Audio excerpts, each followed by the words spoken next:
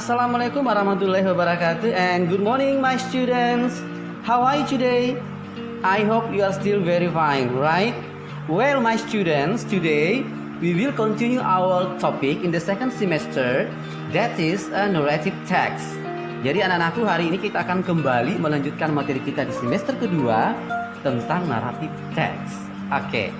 Nah, kita akan membahas lebih dalam apa itu narrative text. Well, my students, what is narrative text? Okay, good. A narrative text is an imaginative story to entertain people. Jadi itu pengertiannya anak-anakku, bahwa narrative text itu adalah salah satu cerita yang imajinasi, hayalan atau fiktif, artinya tidak nyata ya, yang tujuannya untuk menghibur pembaca. Hanya satu saja, tujuannya adalah untuk menghibur si pembaca. Oke, right? Sampai sini paham ya? Good. Oke anak-anakku, kita lanjut tentang the kinds of narrative text. Jadi tadi sudah saya jelaskan bahwa narrative text itu biasanya berupa cerita imajinasi atau fiktif atau tidak nyata. Nah, di dalam bab ini saya akan memperkenalkan, Bapak akan memperkenalkan beberapa jenis contoh. Yang pertama ada dongeng atau fairy tale, ya. Kemudian ada cerita rakyat atau folk tale, dan ada mitos atau myth, and then fable atau fable, and the last is legend or legenda. Jadi itu ya anakku, ingat ada 5. Kita ulang bersama-sama ya. Ada fairy tale, folk tale, myth, fable, and legend. That's right. Okay, very good. Lanjut anak-anakku, kita akan membahas satu-satu ya. Bapak akan menyampaikan satu persatu tentang penjelasan dari jenis-jenis yang tadi. Yang pertama ya, the first is fairy tales atau dongeng. Jadi fairy tales ini adalah cerita yang biasanya disebut sebagai dongeng untuk anak-anak yang berisi banyak sekali keajaiban tentang tokoh atau karakter yang biasanya mengandung pesan moral. Jadi ini biasanya berkaitan dengan dunia anak-anak ya, yang lebih menonjolkan keajaiban-keajaiban dari karakter tersebut. Okay, good. And the second one is folk tale, cerita rakyat. Nah, cerita rakyat adalah cerita yang diturunkan ya, turun-temurun dari kalangan masyarakat, dan itu sudah menjadi kebiasaan atau menjadi bagian dari tradisi di dalam suatu masyarakat. Nah, okay. And the third is myth atau mitos. Okay, what is myth? Mitos adalah cerita yang beredar di dalam masyarakat ya, dan umumnya dianggap sebagai cerita faktual. Jadi mereka itu beranggapan bahwa cerita ini faktual atau nyata, padahal sebenarnya hanya sebuah karangan saja untuk menghibur pembaca. Jadi berupa fiktif atau imajinasi atau hayalan. Okay, the next one is fable. Nah, what is fable? That's right, cerita yang menggambarkan tentang hewan. Jadi itu banyak sekali ya cerita yang menggambarkan hewan. Contoh misalnya the monkey and the crocodile, the clever duck. Okay. Dan banyak lagi contoh-contoh cerita-cerita yang muncul di kalangan masyarakat yang berhubungan dengan fable. So, the last one is legend atau legenda ya. Apa itu legenda? Nah, mungkin sudah tidak asing di telinga anak-anakku bahwa legenda adalah salah satu jenis cerita yang menggambarkan asal-usul suatu daerah. Oke, mungkin pernah baca cerita tentang Tangkuban Perahu. Oke. Atau asal mula Danau Toba, Toba Lake. Nah, itu contoh-contoh cerita yang termasuk ke dalam golongan legenda. Oke, anak-anakku sampai sini paham ya? Oke, I hope you understand about this material. Oke, until here. Oke, kita lanjut anak-anakku. We will continue to the next part. We will discuss about the social function or the purpose. Nah, ini sering sekali muncul. Ini adalah salah satu karakteristik utama dari naratif teks, yaitu selalu ada namanya social function atau fungsi sosialnya materi ini atau tujuannya untuk dipelajari. Oke, the social function of this material is the purpose of the text to amuse or entertain the readers with a story. Jadi itu adalah fungsi sosialnya atau tujuan dari teks ini adalah untuk menghibur pembaca dari sebuah teks atau cerita yang disajikan. Oke, well, kita lanjut anak-anakku. Kita akan membahas tentang struktur ya. We are going to discuss about the structures of the text. Jadi struktur teks. Nah, struktur teks naratif itu ada 4. Sebenarnya yang satu itu tidak wajib, dia dikatakan optional. Yang wajib ada 3, ada orientation, complication, resolution, and reorientation. Nah, orientation, complication, resolution, dan yang paling terakhir adalah reorientation itu bersifat optional, artinya boleh ada, boleh tidak ada. Jadi si penulis cerita boleh mencantumkan reorientation, boleh juga tidak. Oke, karena namanya juga saja optional. Nanti sini paham anak-anakku? Oke, I hope you understand about this material and you can practice when I give you a test about this material. Oke, anak-anakku kita membahas satu persatu ya. Kita awali dari orientation. Nah, orientation atau orientasi. Orientasi itu adalah, it is about the opening of paragraph where the characters of the story are introduced. Nah, ini ada di bagian atas. Orientasi di pemula cerita yang mana isinya adalah tentang karakter. Pembuka di mana karakter itu diperkenalkan. Jadi dia memperkenalkan siapa tokoh yang terlibat dalam cerita tersebut. Nah, ini ada di orientation. Kemudian ada juga set the scene. Artinya where and when the story happen and introduce of participants of the story, who and what is involved in the story. Jadi dalam cerita ini adalah berisi tentang tempat dan waktu terjadinya cerita, pengenalan tokoh serta siapa atau apa yang ada dalam cerita tersebut. Jadi dia memperkenalkan tempatnya, settingnya dari cerita ini di mana. Kemudian ada juga pengenalan tokohnya siapa, serta siapa dan apa sih yang akan ada dalam cerita tersebut. Itu tentang orientation. Kita lanjut to the second structures of this text is complication. Nah, what is complication? Nah, in this complication where the problem in the story is developed.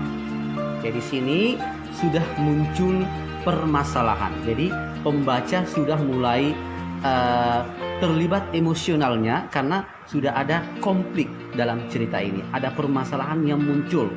Nah, dari situ sudah ada tells the beginning of the problems which is leads to the crisis or climax of the main participants. Jadi menceritakan tentang permulaan masalah yang mengarah pada klimaks dari tokoh tersebut.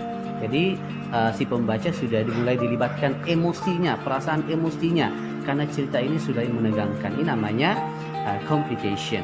Oke, anak-anakku kita lanjut. The next is resolution. Nah, what is resolution? Nah, di situ sudah ada where the problems in the story is solved. The problems or the crisis is resolved either in a happy ending or in a sad tragic ending. Jadi masalah yang ada di cerita itu sudah ada muncul penyelesaiannya. Jadi pembaca sudah mulai, yang tadinya emosinya sudah meningkat, sudah mulai sedikit slow down, sudah mulai tingkat emosinya sudah rendah karena sudah muncul resolusi dari permasalahan tadi yang muncul. Nah, dan nanti akan kelihatan apakah dia endingnya happy ending or bad ending. Nah, itu. Oke, yang terakhir adalah yang saya katakan tadi, yang Bapak jelaskan tadi, bahwa dia sifatnya optional reorientation, artinya boleh ada maupun boleh tidak dicantumkan dalam cerita tersebut. Yang mana di sini berisi tentang pelajaran moral, saran atau pengajaran disampaikan oleh si penulis. Jadi cerita narrative text itu selalu mengandung moral value atau nilai moral ya. apa sih yang mau pembelajaran apa yang mau disampaikan dari cerita tersebut. For example, Malin Kundang. Nah, biasanya Malin Kundang itu di akhir ceritanya ada sosial, ada moral value yang disampaikan bahwa we should obey our parents. Nah, kita harus patuh pada orang tua kita. Itu pesan moral disampaikan. Oke?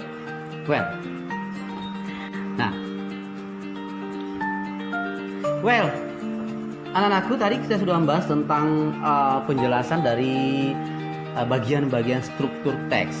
Nah, sekarang Bapak akan menjelaskan tentang ciri-ciri kebahasaan teks naratif. Jadi di sini ada ciri-cirinya. Jadi anak-anakku, ketika kita melihat teks naratif, kita bisa mengenalnya bahwa ini teks naratif dengan mengamati ciri-ciri, the characteristic of the text. Yang pertama adalah noun atau kata benda.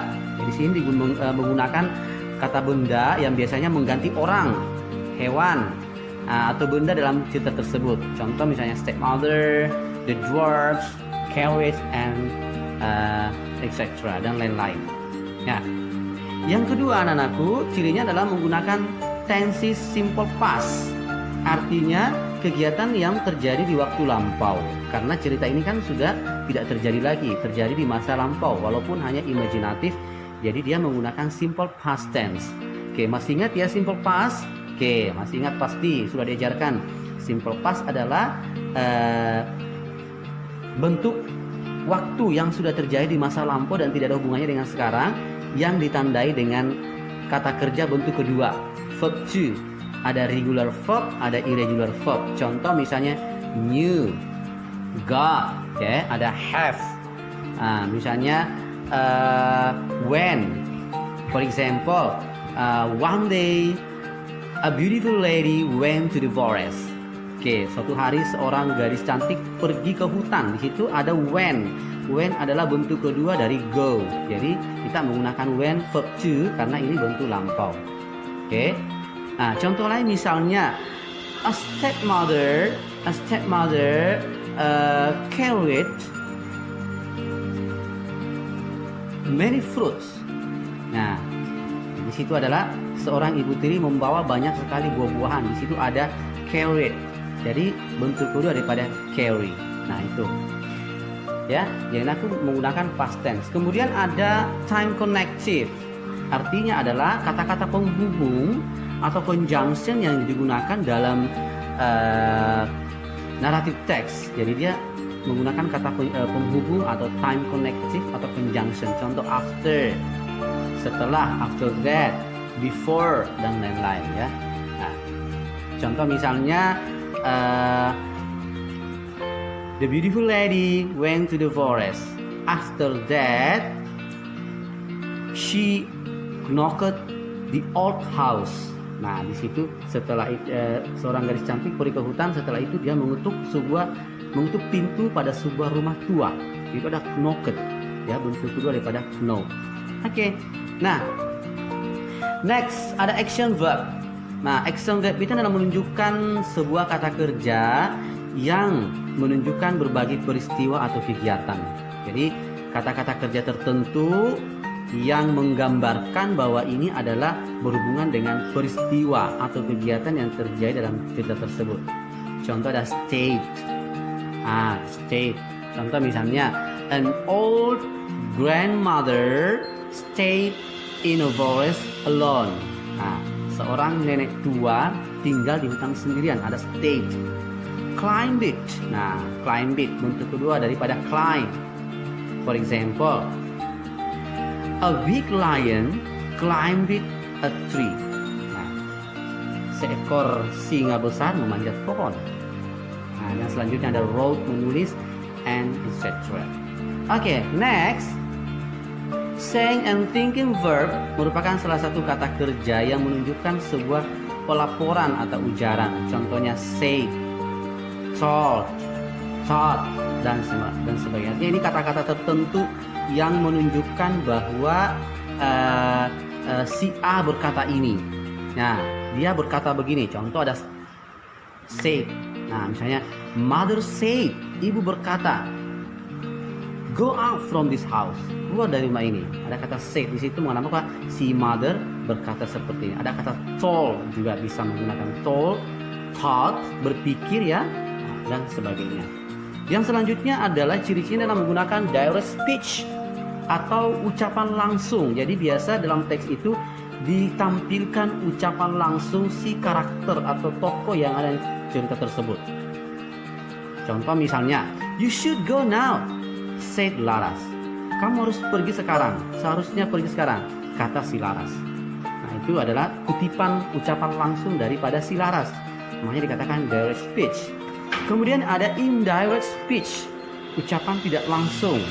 Nah, dikutip artinya tidak langsung diucapkan oleh si karakter tapi diulang oleh orang lain. Contoh misalnya, the old man said she didn't find the ring. Nah, laki-laki tua itu berkata bahwa dia tidak bisa menemukan cincin tersebut. Nah, jadi diulang ucapannya bahwa dia berkata seperti ini. Oke, jadi itu anak-anakku, ciri kebahasaan Arabic text. Bapak ulang kembali. Yang pertama adalah menggunakan noun, kata benda, kemudian past tense, simple past, ada time connective atau conjunction, ada action verb, ada thinking verb, and then direct and indirect speech. Oke. Jadi saya harap anakku dicatat ya. Sambil kalian ikuti pelajaran ini, tolong dicatat hal-hal yang penting sebagai bahan kalian untuk bisa kalian ulang kembali pelajarannya setelah selesai ini. Oke. Kita masuk contoh ya, anak-anakku. Di sini ada contoh salah satu cerita ya. I have presented here one of the story, one of the narrative text. Okay, this is about Snow White. Nah, Putri Salju. Mungkin kalian sudah pernah dengar cerita Putri Salju ya. Itu salah satu teks cerita yang imajinatif atau hayalan yang tidak nyata ya. Tapi ketika kita membaca, kita merasa terhibur. Nah, oke, di cerita tersebut Snow White sudah ada saya postingkan. Kemudian there are some colors that you can see there. Jadi teksnya di sana ada beberapa warna. Nah, warna-warna tersebut, the colors are indicated about the structures of the text. Jadi warna itu menandakan bahwa teks ini, bagian ini adalah strukturnya ini. Jadi saya sudah bagi-bagi. Oke. Nah, anak-anakku nanti tugasnya silakan dibaca baik-baik. Bisa di screenshot ya. Screenshot ceritanya. Okay, and then you read carefully the story, understanding the content of the story, and then you should understand about the structures of each the paragraph there, each the color there. Jadi dipahami warna-warnanya, dan pahami alur ceritanya. Yang mana dia orientation, yang mana complication, resolution, and reorientation. Nah, untuk warna biru, the blue color indicated that it is orientation part. Oke, jadi yang biru itu menandakan dia adalah orientasi. And the red one, the green one, and the black one. Jadi itu tugas kalian. Jadi yang biru merah, yang hijau, yang hitam itu silahkan kalian baca sendiri, pelajari. Ini termasuk dalam struktur yang mana? Apakah dia orientation, reorientation, or complication? Oke. Okay, well, my students, I think enough for our mission today. We have discussed a lot about narrative text. Okay, so I hope while you watch this video, you prepare your pen and your book, and please write the important things that you find in this material. Jadi tolong dicatat yang penting-pentingnya sebagai referensi kalian untuk materi ini. Okay, so the next meeting untuk pertemuan berikutnya, I have some task for you. Saya akan memberikan beberapa tugas about this material.